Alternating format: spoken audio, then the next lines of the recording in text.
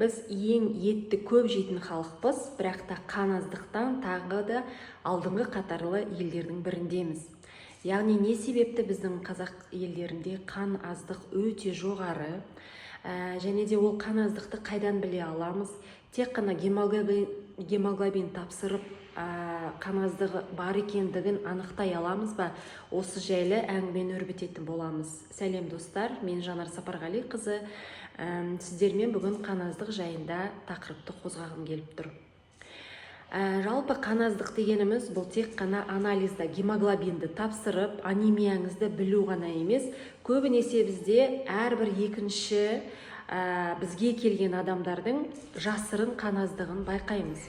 Яғни жасырын қан аздық деген бұл сіздердің гемоглобиндарыңыз 120-дан асып тұруы мүмкін, бірақ та сіздерде ферритин деген дүние бар, сол ферритин төмен болуы мүмкін. Жалпы ферритин деген не десеңіздер, бұл біздің ақуыз. Яғни бұл ферритин ақуызсыз темір біздің ағзада тұрақтамайды. Яғни депо, жалпы темірдің депосы тұрақтайтын жері бұл ферритин. Егер бұл ферритин төмен болатын болса, сіз қаншалықты гемоглобиніңіз дұрыс болғанмен де сізде шаршау, шаш түсу, оянғаннан шаршап тұру, теріңіздің құрғақтығы, әлсіздік, көңіл күйіңіздің кірбең түсуінің оңай болуы, жыламсақтық деген сияқты, иммунитетіңіздің төмендігі, әйел адамдардың денсаулығының күрт төмендеуі, тырнақтың мүжіліп түсуі сияқты көптеген себептері бар. Бұл қан аздықтың бізге берер әсері осындай. Яғни бізде не себепті адамдар ферритиннің төмен екенін білмейді. Жалпы негізі дәрігерлер көп жағдайда ортақ қан тапсырған кезде тек қана гемоглобинға береді. Байқасаңыздар. Мүмкін кейбіреуіңіз ферритин туралы енді алғашқы рет естіп отқан шығарсыздар. Жалпы ферритинді тапсыру үшін арнайы дәрігерлерден сіздер өздеріңіз сұраңыздар. Жалпы жалғыз ғана гемоглобин емес, өйткені көбімізде қате түсінік, мен келген кезде сізде қан аздық бар шығар дегенде, жоқ, менің гемоглобинім 127 деп тұрып мақтанады. Яғни бұл жерде мен сіздерге айта кететінім, біздің ұлтымызға тән тағы да бір ерекшелік, бұл қанның қоюлығы. Неғұрлым біздің қанымыз қою болса, гемоглобиніміз біздің 127 болуы мүмкін, жоғары көрсетуі мүмкін.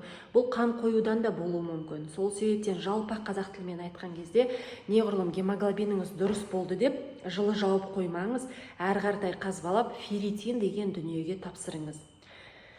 Ферритин деген дүниеде дәл солай қан арқылы білінеді. Ферритинға тапсырсаңыздар, мен енді сіздерге өте қарапайым қазақ тілменде, жалпақ тілмен түсіндіріп кетейін.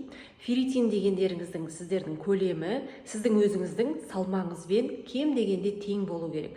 Мысалы, сіздің салмағыңыз орта есеппен 50-60 болды дейік, сіздерде кем дегенде 50-60 ферритин болу керек. Негізі дұрысы 100-ге жақындасаңыздар, сіздердің көңіл күйлеріңіз жайдары, шаштарыңыз уыстап түспейтін, терілеріңіз құрғақ болмайды. Жалпы әйелдердің ТТГ, Т4 дейді, мына щитовидка, жалғыз әйел емес, ер азаматтарда да, егер сіздердің гормоналдық ауытқуларыңыз болатын болса, осы бір жасырын ферритиндарыңызды тексеріп, қан аздықтың алдын алыңыздар, қан аздықты жоққа шығарыңыздар. Ол біздің бүкіл организмімізға мынау оттегіні тасымалдайтын дүние. Егер біздің оттегіге тасымалданбаса, жан тәнімізді біздің оттегімен қанықпаса, біз әрқашанда істеген ісіміз өнбейді. Организміміз толық, әрбір клеткамыз, әрбір ағзамыз біздің оттегіге қанықпаған кезде не болады? Әрине, бізде шаршау пайда болады.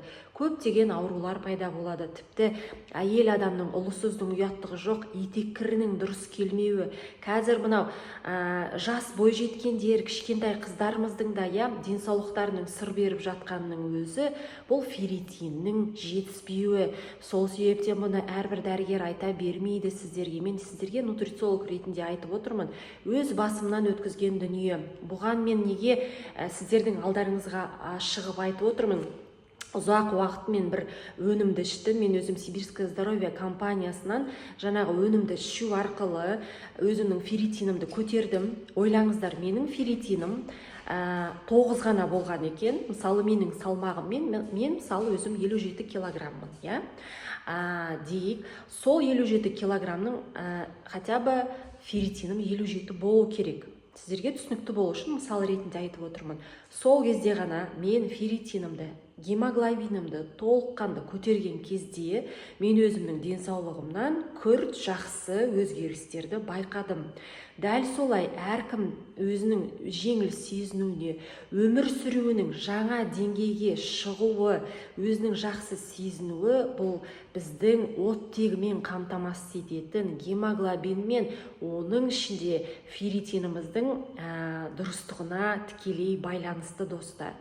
Сол себептен бұл өте маңызды анализді сіздер немқұрайлы қарамаса екен деймін. Осыны дұрыстап тапсырсаңыздар, егер сіздердің ферритиндарыңыз салмақтан төмен болатын болса, тіпті 10-ға да жетпей баратын болса, бұл дабыл қағатын жағдай.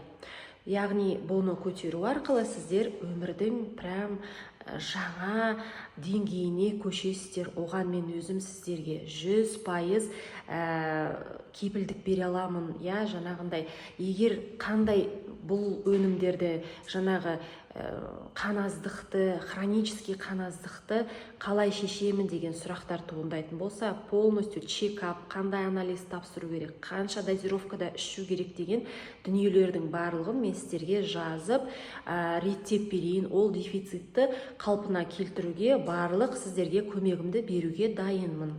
Мен сіздерге мына биода сілтеме қалдырып кетемін, сол сілтеме арқылы менімен хабарлассаңыздар болады. Достар, бұны түсініңіздер, бұл менің пайда тисін айдарым бойынша жазылған видео. Сол себептен де мен бұл жерде бір өзіме пайда табу үшін емес, қалың қазақ халқының үнемі шаршап жүретін, үнемі бір сарынды проблемалары, жаттанды проблемаларының ең көп шешімінің ұшы, яғни ферритинді көтеру. Гемоглобинмен, оның дұрыстығымен алданып қалмаңыздар. Осы бір анализді тапсыруға кеңес беремін. Дендеріңіз сау болсын, шаршамаңыздар.